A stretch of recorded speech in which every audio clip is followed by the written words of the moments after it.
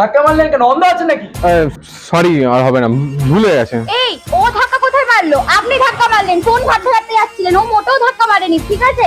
ছেড়ে দে না, কি ছাড়ার এখানে কি আছে? নিজে ধাক্কা মারবে, লোকের নামে দোষ দেবে?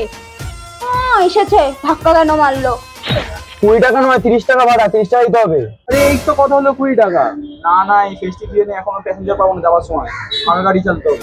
না শুনুন, আপনাকে বলা হয়েছিল 20 টাকা ওইটাই দেওয়া হবে, তাহলে আপনি আগে বলতে পারতেন, আগে কেন বলেননি? আর যদি 20 টাকা না নেওয়া হয় তাহলে আপনি চলে যান, আপনাকে কোনো টাকা নিতে হবে না। ঠিক আছে, ঝগড়া করতে হবে না, 20 টাকাই দিন। ইমেলে তোকে মেসেজ করেছে কেন? আমি কি করে জানবো? আমি কেন কি জানি? হ্যালো, আপনি আমার বয়ফ্রেন্ডকে মেসেজ করেছেন কোন আক্কেলে?